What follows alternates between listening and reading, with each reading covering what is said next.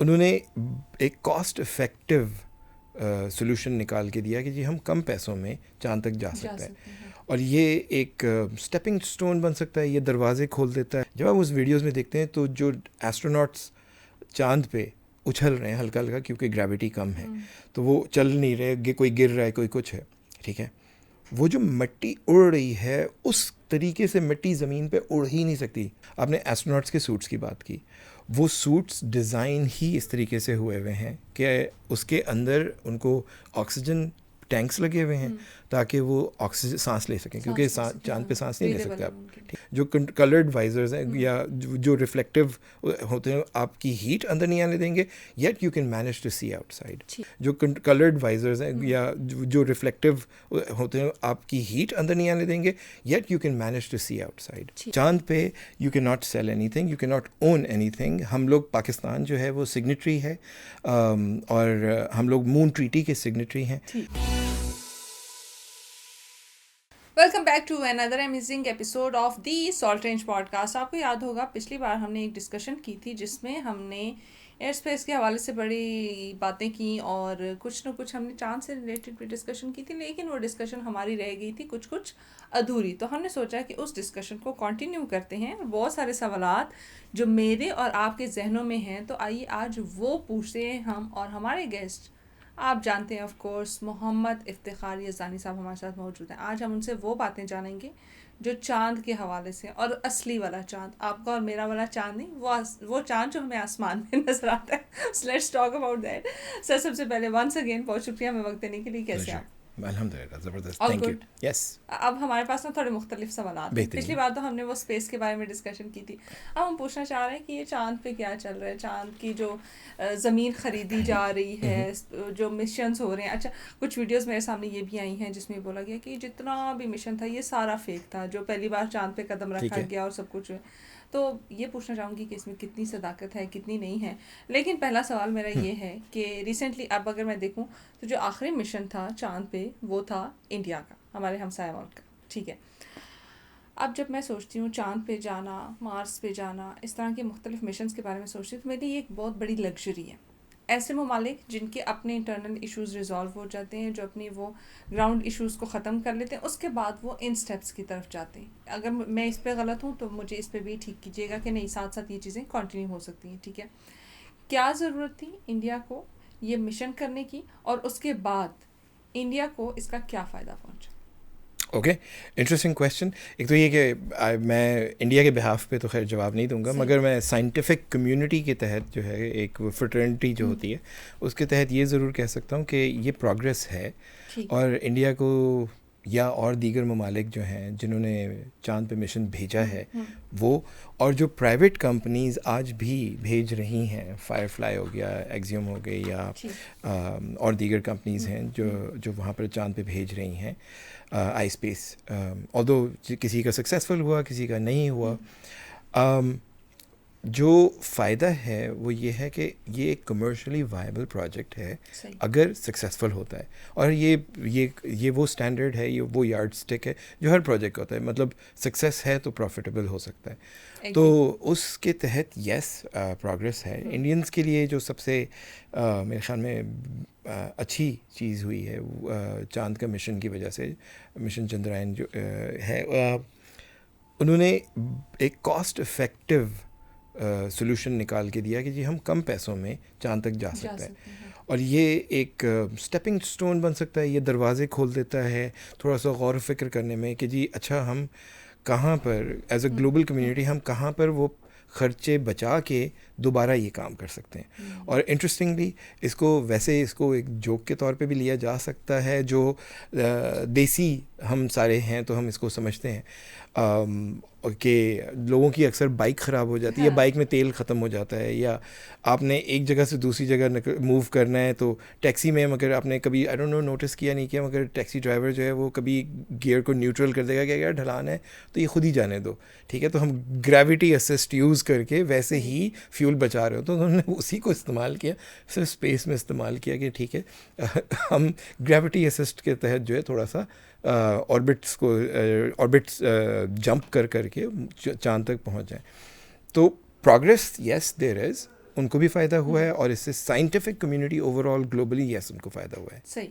अब यहाँ पे एक सवाल ये भी आता है, क्योंकि अब मैं देख रही हूँ कि हमारे बच्चे जो है वो थोड़े इंटेलिजेंट हो गए हैं, या फिर मैं बोलूँगी कि शायद वो थोड़े शैतानी दिमाग के हो गए, इसलिए क्योंकि अब वो कहते हैं कि हमें हर चीज़ पता होनी चाहिए, हमें हर चीज़ में देखना है, जो हमें पढ़ाया गया, सिखाया गया, दिखाया गया, क्या वो सच था या नहीं था। तो सवाल ये आता है कि जो यूएस का मिशन था, मून मिशन, ठीक है, जो फर्स्ट टाइम ये लोग गए चाँद, क्या वो रियली हुआ या नहीं हुआ?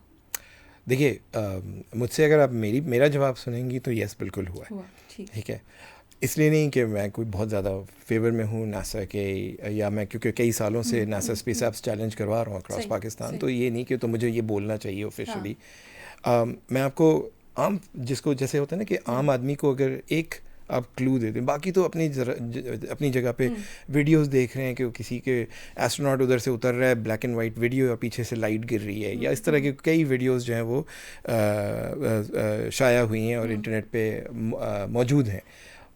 मगर पहला जो कॉमन सेंस का काम मैं और व्यूअर्स के लिए भी, देखिए जब ये चांद का मिशन अमेरिका और रशिया के बीच में स्पेस रेस जिसको सब कहते हैं ये हुआ था शुरू, तो रशिया भी कोशिश कर रहा था चांद पे जाने की। उनके लूना के नाम से कई मिशंस गए, कुछ फेल हुए, कुछ सक्सेसफुल हुए। ठीक है कि जी पहले तो सैटेलाइट ऑर्बिट पे जाए, स्टेजेस हैं, पहले सैटेलाइट ऑर्बिट पे जाए, स्पेस प्रोब आपका उसके फिर या तो क्रैश लैंड करे या एक्चुअल लैंड करे, फिर वहाँ से लैंडर जो है और ह्यूमंस को पहुँचाया जाए, और वो फिर वहाँ से वहाँ की रेगुलत या मिट्टी को आसान अल्फाज में लेके, पत्थर को लेके वापस आए और उसके ऊपर तहकीक हो सकती है। ठीक हो गया। सो ये तो हो गई एक चीज़। रशिया जब वहाँ पर अपने मुल्क में मौजूद था, तो वहाँ पर आपस में अमेरिका और रशिया की जो है दुश्मनी के दौरान दोनों एक दूसरे पे स्पाइंग कर रहे हैं। ठीक है, जब अमेरिका कहता है हम चांद पे पहुँच गए, तो रशिया क्यों चुप है और तस्लीम करता है, ऑफिशियली कंग्रेचुलेट करता है नासा को। वो भी तो क्लेम कर सकता था एज अ दुश्मन उस दौरान, उस रेस के दौरान, कि नहीं जी ये तो वो तो सीधी रोना डाल देते, ये तो चीटिंग है, ये तो स्टूडियो में। Why did they accept? फिर who are we to say कि नहीं गए, यू नो। ठीक, अब जो है बहुत सारी चीज़ें जो मैं दोबारा वही बोलूँगी कि सोशल मीडिया का दौर है, तो सोशल मीडिया पे बहुत सारी चीज़ें हमारे सामने आती हैं वो, और बहुत सारे सवालात भी आते हैं। बिल्कुल मैं अगर इंटरप्ट नहीं कर रहा हूँ तो सो स्पेस की जब हम और मून लैंडिंग की हम बात करते हैं, ये तो हो गया एक आर्ग्यूमेंट कि ठीक है रशिया नेवर सेड कि जी ऐसा आप जो है अमेरिका ने ऐसा काउंटर नहीं किया, काउंटर आर्ग्यूमेंट दिया ही नहीं, तस्लीम करके कंग्रेचुलेट कर रहे हैं कि जी कंग्रेचुलेशंस आप चांद पे पहुंच गए, अब हम मरीख का रुख करेंगे, अब हम वीनस का रुख करेंगे। ठीक है, तो ये हो गया एक काम। दूसरी चीज़ ये कि देखिए चांद पे, अब यहाँ पर साइंटिफिक ग्राउंड्स पे बात करते हैं, चांद की जो वीडियोज़ मौजूद हैं, ठीक है, चाहे वो डिजिटली अब इन्हांस होके इंटरनेट पे आ गई हैं, और देखिए सोर्स ऑफ इंफॉर्मेशन आपका अगर नासा है तो वो वीडियोस नासा से ही उठाएंगी तो ऑथेंटिक है। अगर आप किसी और वेबसाइट से उठाओगे तो वो हो सकता है ट्वीक की भी हो किसी ने। सो नासा के अपने वेबसाइट पे जो वो कह रहे हैं कि जी ऑफिशियली हमारी ही वेबसाइट से आप उठाएं तो ये आपको ओरिजिनल वीडियोस, जब आप उस वीडियोज़ में देखते हैं तो जो एस्ट्रोनॉट्स चांद पे उछल रहे हैं हल्का हल्का, क्योंकि ग्रेविटी कम है तो वो चल नहीं रहे, कोई गिर रहा है, कोई कुछ है।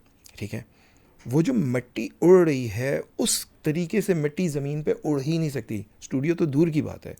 ठीक है, कुरे अर्थ पे मिट्टी उस तरीके से उड़ ही नहीं सकती जब तक आपके पास ग्रेविटी का पुल या कुव्वत कशिश ज़मीन की इस लेवल पे इतनी कम ना हो कि वो रेत जो है वो इस तरह के वर्टेक्स बना रहा हो। और आप वो वीडियोस देखें, बड़े हैरानकुन सी चीज़ें, तो वो चांद पे ही हो सकती हैं, वो ज़मीन पे हो नहीं सकती। ठीक है, तो साइंटिफिक ग्राउंड्स पे ऐसा करना। और थर्ड आर्ग्यूमेंट, 60s की बात हो रही है, उस वक्त ना विंडोज़ था, ठीक है, ना आफ्टर इफेक्ट्स, ना प्रीमियर के अब एडिट करेंगे ग्रीन स्क्रीन और करेंगे, तो ये कोई स्पेशल इफ़ेक्ट्स नहीं है। उस टाइम पे कैसे करेंगे और फिर उसको इतने सालों तक जस्टिफाई कैसे करेंगे? अब आज के दौर में चीन ने, इंडिया ने, इंडियन मिशंस ने और चाइनीज़ मिशंस ने इंडोर्स कर दिया है कि जी यही जगह थी जहाँ पर अमेरिका ने लैंड किया था। एक्चुअल फुटेज, सैटेलाइट फुटेज मौजूद है अब। ठीक है, चौथा आर्ग्यूमेंट, जब अमेरिका चांद पे लैंड करता है, देखिए अगेन आम फहम ज़बान में समझने की कोशिश करते हैं, आप या मुझे हमें से किसी को एक मिशन दिया जाए कि आप जाएं उस घर पे और फिर वापस आ जाएं, कुछ ना कुछ तो आप निशानी छोड़ के आओगे ना। झंडा तो अपनी जगह पे, वो तो बाकायदा एक वो एक बताने के लिए जी मेरा वजूद यहाँ पर था, ठीक है, तो वो तो अपनी जगह पे, मगर कोई ना कोई ऐसी चीज़ जिससे लोग टेस्ट करने के बाद कहें यार ये मुमकिन ही नहीं था अनलेस कोई वहाँ गया था, ठीक है, एक सवाल बनता है। तो उन्होंने चांद पर कुछ शीशे रखे, मिरर्स रख दिए, और उनका एक स्पेशल एंगल है, वो आज भी मौजूद है वहाँ पर। आप जब वो चांद पर लेज़र ज़मीन से फेंकते हैं तो वो रिफ़्लेक्ट होकर वापस आता है, और चांद अदरवाइज़ वो रिफ़्लेक्ट नहीं कर सकता अगर जब तक वो मिरर वहाँ मौजूद ना हो, और वो मिरर इंसान ही पहुँचा सकता है, शीशा है, हाँ। वन टूटा हुआ चीज़ नहीं, बस रिफ़्लेक्ट कर जाएगा रैंडमली, उसी एंगल पे वापस आपको आ रहा है। तो यस, चांद पे अमेरिका गया है, और एक बार नहीं 7 बार। अब इनसे मज़ीद सवाल भी मेरे पास आते हैं। जैसे आपने अपनी बातों में जिक्र किया कि जो एस्ट्रोनॉट्स हैं वो उनकी स्मूथ वॉक नहीं है, वो छोटे छोटे जंप्स लेते हुए आगे जा रहे हैं, ठीक है। तो मेरे जैसे आम लोगों के दिमाग में सवाल आता है कि जब वो छोटे छोटे जंप्स लेके आगे जा रहे हैं तो वो जो झंडा वहाँ पे लगाया गया वो कैसे स्टैटिक अपनी जगह पे मौजूद है? हिल तो रहा है लेकिन बाकी जो उसका जो पिलर है या जिस चीज़ पे वो लगा हुआ है वो अपनी जगह पे है, वो कैसे? ठीक है, अच्छा ओके, एक तो ये कि झंडा वो हिल नहीं रहा है, वो जब वो लगा रहे थे तो उस दौरान तो ठीक है, हिलना बनता है उसके मटेरियल की वजह से, मगर वंस वो गाड़ दिया गया तो चांद पे हवा तो है नहीं कि कोई चीज़ हिले, उसकी वजह से हवा होगी तो झंडा हिलेगा, ठीक है, और ये उनको पता था, तो इसलिए उसका मटेरियल नॉर्मल झंडे की तरह नहीं है, एक चीज़, ठीक है। अब तो वो अच्छा काफ़ी हद तक वाइट भी हो चुका है, एक चीज़। अच्छा, वो जो उसका ज़मीन पे गाड़ने वाला मामला है, उसको इतना डीप अगर आप वैसे ही नेचुरली डाल दें तो इट डजेंट मैटर कि ग्रेविटी है या नहीं है, it will stick to it, sustain करेगा, it will stick to it, तो इट नेवर फेल, ठीक है। बैक देन एक और सवाल ये आता है, वो गिर सकता है, वो गिर सकता है अगर कोई मीटियोराइट आके इम्पैक्ट कर जाए तो yes it will break up, कोई एक्सटर्नल फोर्स आ जाए तो फिर वो कर सकते हैं। अब आती है बात फुट स्टेप्स की, ना तो चांद पे कोई नमी है ना इस तरह की कोई और चीज़ है, तो वो फुट स्टेप्स जैसे आपने थोड़ी देर पहले जिक्र किया कि जो मिट्टी है वो उड़ रही है, ठीक है, तो वो फुट स्टेप्स जो है वो अपनी जगह पे कैसे कायम? ओह देख, सो हम अगर किसी बीच पे जाते हैं, हमारे पैर के निशान कुछ टाइम के लिए, जब तक कोई और उस पर चढ़ ना जाए, या जब तक पानी की लहर ना आ जाए, या कुछ टाइम के बाद, क्योंकि हवा जब चलती है तो रेत उसको कवर करता है ना, हवा में भी रेत उड़ती हुई जा रही है, तो जब वहाँ हवा ही नहीं है, जब कोई ऐसी चीज़ नहीं है उसको ख़त्म करने के लिए, जब तक उसके ऊपर कोई एक्सटर्नल फोर्स, कोई छोटा मीटियोर या मीटियोराइट या एस्ट्रॉइड जो है, कोई उसको इम्पैक्ट करके ख़राब नहीं करता, कोई भी एक्सटर्नल फोर्स, तो वो तो वहाँ पर तब तक दर्ज रहेगा फुटप्रिंट, क्योंकि चांद का जो रेगुलिथ है उसमें जो मिट्टी है वहाँ की रेगुलिथ के नाम से, वो और ज़मीन के उसमें दोनों में फ़र्क है मटेरियल में, उसकी केमिकल कॉम्पोजिशन में। सही। एक और सवाल अब इससे लिंक किया आता है कि जब सारी चीज़ें हल्का हल्का जंप कर रही हैं या हल्का हल्का फ्लोट कर रही हैं तो कैमरास कैसे अपनी जगह पे स्टैटिक हैं, और जो उनकी यूनिफॉर्म्स हैं वो किसी चीज़ से इफ़ेक्ट क्यों नहीं हुई, टेम्परेचर से या इस तरह की किसी भी चीज़ ने उसको इम्पैक्ट क्यों नहीं? ठीक है, देखिए अव्वल तो ये कि again same as it is, आपको जब एक चीज़ का पता है कि वेट जो है, जब आप कोई चीज़ चांद पे रखेंगे वो उड़ेगा, जब तक एक्सटर्नल फोर्स नहीं अप्लाई होगा तब तक नहीं उड़ेगा, ठीक है, तो वो ज़मीन पे चांद की ही सरफेस पे, ज़मीन एज इन चांद के सरफेस पे ही रहना है, तो कैमरा ऑन ट्राइपॉड्स डेफिनेटली वो मूव नहीं करेंगे, फ्लोट नहीं कर रहे, चांद की सरफेस पे कोई चीज़ फ्लोट उस तरीके से नहीं कर रही है कि जैसे ग्रेविटी ना होने के बराबर नहीं है, कम है 1/6 ऑफ अर्थ, मगर ना होने के बराबर नहीं है, इसका मतलब ये नहीं, ग्रेविटी मौजूद है बिल्कुल कुछ, हाँ। ऐसा ही है, तो इसकी वजह से एक तो कैमरा, दूसरी बात ये कि देखें कोई भी चीज़ सरफेस पे है, अगर आप उसको एक जगह से दूसरी जगह ले जाना चाह रहे हैं तो आपको एक एक्सटर्नल फोर्स चाहिए ही चाहे, ठीक है, otherwise it will never move, ठीक है, एक आंसर। दूसरी तरफ आपने एस्ट्रोनॉट्स के सूट्स की बात की, वो सूट्स डिज़ाइन ही इस तरीके से हुए हुए हैं कि उसके अंदर उनको ऑक्सीजन टैंक्स लगे हुए हैं ताकि वो ऑक्सीजन सांस ले सकें, क्योंकि चांद पे सांस नहीं ले सकते आप, ठीक है, सांस नहीं ले सकते, तो उनको वो ऑक्सीजन टैंक्स लगे हुए हैं, वही टैंक्स के का कॉन्सेप्ट आप जब पानी के नीचे जाते हैं तो आपने स्कूबा डाइविंग करनी है तो आपने वो पहनना है, मगर आपको वो भारी भरकम सूट्स नहीं चाहिए अनलेस आप एक सर्टन लेवल से नीचे पानी के नहीं जाते। आपने अगर literally sorry I don't know the exact numbers at the moment अभी इस वक्त, मगर आपने एक सर्टन तय से नीचे जाना है जहाँ पर आपके बॉडी पे प्रेशर बहुत ज़्यादा होगा, फिर तो आपने भी सूट पहन के ही पानी के नीचे जाना है। वो आपकी बॉडी कोई प्रेशर को मेंटेन रखेगा, वरना तो हम या तो इम्प्लोड कर जाएंगे या वो गॉड नोस क्या हो सकता है। सो उसी तरीके से स्पेस सूट्स डिज़ाइन हुए हुए चांद के ऊपर या स्पेस के एनवायरनमेंट को बर्दाश्त करने के लिए, चेहरे को सेफ रखने के लिए शीशे हैं, वो परफोरेट नहीं होते, उसमें सुराख आसानी से नहीं हो सकता, अगर गोली भी कोई मारे वो बुलेट प्रूफ नहीं है मगर वो स्ट्रॉन्ग है, और उसके ऊपर वाइजर्स के साथ रिफ्लेक्टिव मटेरियल भी है।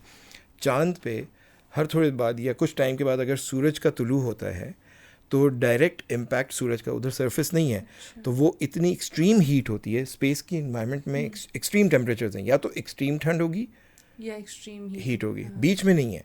तो कैसे इसको जो है ना कंट्रोल बैलेंस आउट किया जाए, कंट्रोल किया जाए, तो उसके लिए फिर उनके पास वाइजर्स हैं जो कलर्ड वाइजर्स हैं या जो रिफ्लेक्टिव होते हैं, आपकी हीट अंदर नहीं आने देंगे, yet you can manage to see outside. ठीक, यानी वो सारी चीज़ें उस एनवायरनमेंट के अकॉर्डिंग जो है वो डिज़ाइन की गई हैं। अब एक सवाल ये आता है कि जो नासा की पिक्चर्स हैं उनमें पीछे हमें स्टार्स क्यों नहीं नज़र आते, क्योंकि आपने कहा कि वो सारी चीज़ें जो नासा की वेबसाइट पे हैं वो वेरीफाइबल, ठीक है, वो वेरीफाइड चीज़ें। अब ये ना थोड़े बचकाना सवाल भी शायद आपको लग रहे होंगे, लेकिन ये वो सवाल आता है जो कि आजकल हर एक के दिमाग में है, ठीक है, या शायद हम इतनी वीडियोस वगैरह या वो बोले, मैं थोड़ा सा अपनी तारीफ करना चाहूँगी कि क्रिएटिव माइंड्स में ये सवाल आते हैं। होना भी चाहिए, होना चाहिए, सवाल है तो जवाब होगा। वो स्टार्स क्यों नहीं हमें नजर आते? बेहतरीन सवाल है। ख़ास तौर पे जो मीडिया के स्टूडेंट्स हैं, या ख़ास तौर पे वो लोग जो मोबाइल फ़ोन का इस्तेमाल कर रहे हैं और उस पर फोटोग्राफी का, सिनेमाटोग्राफी वीडियोस बनाने के शौकीन हैं, ठीक है, उनके लिए ये अहम चीज़, आप जब कैमरे के सामने एक सोर्स रखते हैं जिस पे सूरज की रोशनी और बाकी सारा डार्क कर देते हैं, वो मतलब आपने वो रखा हुआ है जिस पे सूरज की रोशनी डायरेक्टली नहीं इम्पैक्ट कर रही। देखें, ज़मीन के बाहर जो सितारे हैं वो आसपास नहीं है, they are very far away, ठीक है, उस पर सूरज नहीं इम्पैक्ट कर रहा, एक चीज़ तो वो है अपनी जगह पे, उनकी अपनी लुमिनेंस है, उनकी अपनी वो है। अब यहाँ पर जब आप पिक्चर चांद पे खींचते हैं या ज़मीन पे खींचते हैं, ठीक है, या ज़मीन पे खींचते हैं, आप किसी स्टूडियो में जाके किसी से कहें कि जी मुझे जो है ना बहुत सारे छोटे छोटे से सितारों की तरह चमकती हुई LEDs लगा दो, और उसके बाद फिर सूरज की रोशनी के साथ यहाँ पर ये ऑब्जेक्ट है, इस पे सिर्फ सूरज की रोशनी पड़े, LEDs पे ना पड़े, और आप अपने कैमरे की ISO 100 पे ही रखें, या if there is any less ISO for example, exposure control करके रखें ताकि ओवर एक्सपोज ना हो।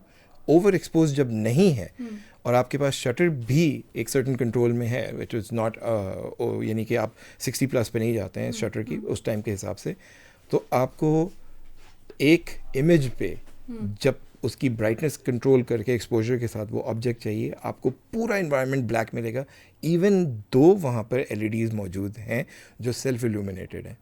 You can try this. तो एवरी मीडिया स्टूडेंट परहैप्स, या जो भी फ़ोन पे ट्राई करते हैं वो ये ट्राई करें कि दिन दहाड़े अगर वो इस तरह की चीज़ ट्राई करें, वो बिल्कुल चौकी वाइट आ रहा होगा, मगर जब वो एक्सपोजर कंट्रोल करेंगे everything else will just go black. Wonderful. Next सवाल मेरा ये है कि जो चांद से हम कुछ पत्थर लाए थे, उनकी जो साइंटिफिक कंपोजिशन है या जो साइंटिफिक उसकी जो एग्जिस्टेंस है वो ज़मीन की जो पत्थर हैं उनसे कैसे डिफरेंट है? देखिए, केमिकल कंपोजिशंस में डिफरेंस बिल्कुल है।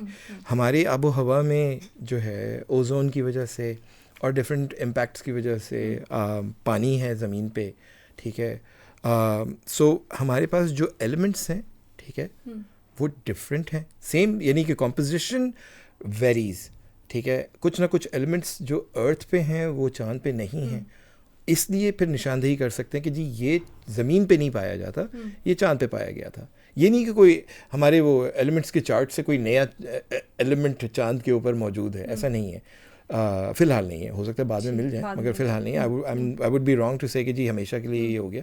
बट येस, जब हम बात करते हैं केमिकल कंपोजिशन की, लाइक यू राइटली सेड, चांद पे सरफेस नहीं है, सॉरी एनवायरनमेंट नहीं है, पानी नहीं है कि आप जो है कॉम्पोजिशन में कुछ एडिशन हो जाए, कुछ सब्ट्रैक्शन हो जाए, ठीक है.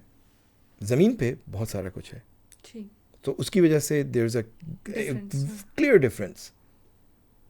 इंटरेस्टिंगली चांद के रेगुलेट पे कुछ हद तक पानी जो है, कुछ हद तक पानी की एग्जिस्टेंस है.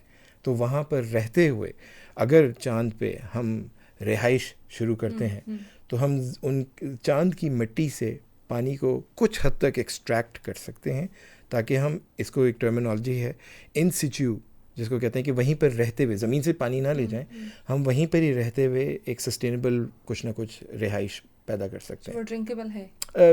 ड्रिंकेबल एट द मोमेंट मैं शायद ठीक नहीं हूँ, मैं गुरेज करूँगा कि मैं इसको एक्नॉलेज करूँगा कि ये है. बगैर पानी as in form of liquid, yes, so somehow मौजूद है. या और डार्क साइड का तो बिल्कुल, अगर होपफुली आई एम होपिंग कि अगर dark side of the moon में पानी और मिल गया फिर तो then it's amazing, more easy. Yes. अच्छा, अब ये एक क्लेम ये भी किया जाता है कि यूएस के पास जितनी भी फुटेजेस थी या जो मेजॉरिटी फुटेजेस थी ये मून मिशन की, वो गुम चुकी हैं. तो यहाँ पे मेरे दिमाग में सवाल आता है कि जो इतनी इंपॉर्टेंट फुटेजेस हैं वो कैसे गुमी और क्यों गुमी? ठीक है, आपको लगता है गुमी होगी Roshna? Seriously, just a question कि क्या गुमी है या नहीं? So it's not me asking you, I'm just say, so आप सोचो कि इतना बड़ा इदारा चांद पे भेज रहा है लोगों को, वीडियो गुम हो सकती है. ये कहने वाले कहेंगे, उनकी जितनी वीडियोस हैं उन्होंने फ्री ऑफ कॉस्ट अपने वेबसाइट पे डाल दिया है कि आप दुनिया भर इस्तेमाल करें.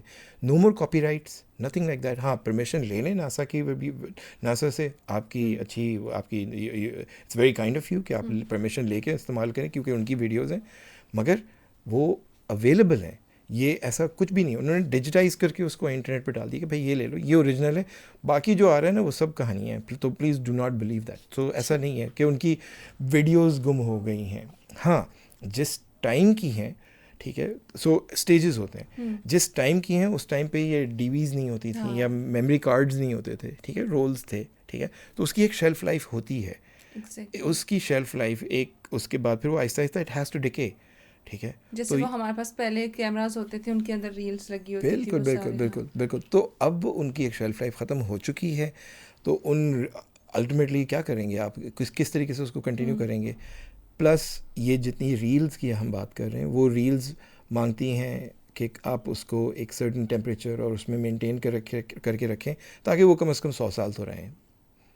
टाइम आप खुद देख लें कब से वो चांद पे गए हुए हैं, और अब 100 साल के करीब तो होने वाले, तो ख़त्म हो जाएगा वो. तो इसलिए उनको इसको कन्वर्ट करना, डिजिटाइज करना ज़रूरी बन गया था. ठीक. वन लास्ट क्वेश्चन वो ये है जो मैंने शुरू में भी जिक्र किया कि जो लोग कहते हैं कि हमने चांद पे ज़मीन ख़रीदी, ठीक है. रिसेंटली मैं देख रही थी इंडियन किसी शख्स ने अपनी वाइफ को जो है वो एक गिफ्ट दिया था कि जी मैं आपको चांद की ज़मीन का इतना टुकड़ा जो है वो गिफ्ट करता हूँ. तो क्या इसके लिए कोई लीगल राइट्स हैं, कोई लीगल लॉज हैं जो वाकई आपको इस पे ग्रांट करते हैं कि आप चांद की ज़मीन किसी को तोहफे पे दे सकती हैं या ख़रीद सकती हैं, या फिर वो कंपनीज जो कहती हैं कि हम चांद पे ज़मीन जो है वो सेल आउट कर रहे हैं? तो इस तरह की कोई चीज़ मौजूद है? क्योंकि इस तरह तो कोई भी कल को क्लेम कर सकता है. हो सकता है मैं कह दूँ कि चांद मेरा है, तो जिसने ज़मीन ख़रीदी है वो सारे पैसे वापस मुझे दे दें. So it's a little bit funny as well. क्या इस तरह का कोई लॉ मौजूद है जो इस सब चीज़ों को देख रहा है, या ये सारी चीज़ें उसमें अंडर आ रही हैं? लॉ यस मौजूद है, पहली चीज़. मगर जहाँ तक बात रियल एस्टेट की अगर देखें तो पाकिस्तान में आज भी हवा में अभी वो बिल्डिंग तैयार नहीं होती है, हवा पे वो चीज़ें बिक रही होती हैं, और उसका कोई कानून नहीं है. आपको आके रियल्टर जो है ना कहेगा वो आपका 5th फ्लोर है, वो किचन है आपका, वो जो अभी तैयार है, अभी कुछ बना नहीं है, ठीक है. तो हवा में जहाँ तक बात है वो तो लोग कर रहे हैं, मगर चांद पे you can not sell anything, you can not own anything. हम लोग, पाकिस्तान जो है वो सिग्नेटरी है, और हम लोग मून ट्रीटी के सिग्नेटरी हैं, ठीक है. So we can not in any way say के यानी कि हुकूमती लेवल पे हम नहीं कर सकते, कह सकते कि प्राइवेट में कोई भी इस तरह के क्लेम्स कर ले वो अपनी जगह पे, मैं हुकूमती सतह पे हम ये नहीं कह सकते कि जी ज़मीन का, चांद का ये टुकड़ा जो है ना ये हमारा है या उसका है. अमेरिका भी नहीं क्लेम करता है ये, ठीक है.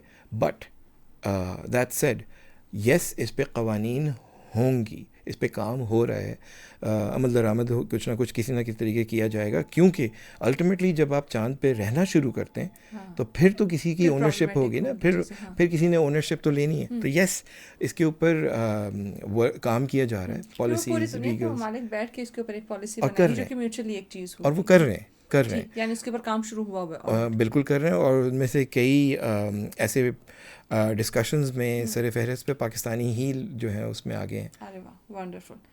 मेरे पास मज़ीद भी सवालात हैं, लेकिन वो एक अलग टॉपिक से हैं, तो उसके ऊपर भी हम बात करेंगे, लेकिन उसके से पहले जो है वो मैं एक छोटी सी ब्रेक लेना चाहूँगी, क्योंकि मेरे पास सवालात अब मज़ीद बढ़ते जा रहे हैं। हम जैसे जैसे डिस्कशन करते जा रहे हैं तो बहुत सारे और सवालात भी आते जा रहे हैं। अब जो तीसरा टॉपिक है हमारा, वो मार्स से रिलेटेड है, Nice. एलियंस से रिलेटेड है, क्योंकि हमने शुरू Okay. में जब वो पिछला पॉडकास्ट किया था तो उसमें हमने थोड़ी सी डिस्कशन की थी कि एलियंस या इस तरह की चीज़ें। तो अब हम वो देखते हैं कि इंटरेक्शन वाकई हुआ है, ह्यूमन ठीक है। इंटरेक्शन या नहीं। Well, thank you so much Iftikhar Yazdani साहब, हमने बड़ी अच्छी डिस्कशन की, लेकिन मज़ीद सवालात रहते हैं, वो एक और एपिसोड में आपके साथ रिकॉर्ड करेंगे, क्योंकि ये वो सवालात हैं जो कि आजकल हमारे दिमाग में बहुत सारे आ रहे हैं, जो छोटे बच्चे जो हैं वो हमसे भी पूछते हैं और हमारे दिमाग में भी हैं। तो हमने एक बंदा ढूंढ लिया जो हमारे सवालात के जवाब दे रहा है, तो why not to talk about different topics, और उसके ऊपर हम बात करेंगे। बट आपसे भी इजाज़त लेंगे, उस एपिसोड से पहले आपसे इजाज़त लेंगे और अपने व्यूवर्स से भी इजाज़त लेंगे। एक नई एपिसोड के साथ दोबारा मिलेंगे। टिल दैट, मुझे, मेरी टीम को और बिलखसूस पाकिस्तान को दुआ में याद रखिएगा। अल्लाह हाफिज़।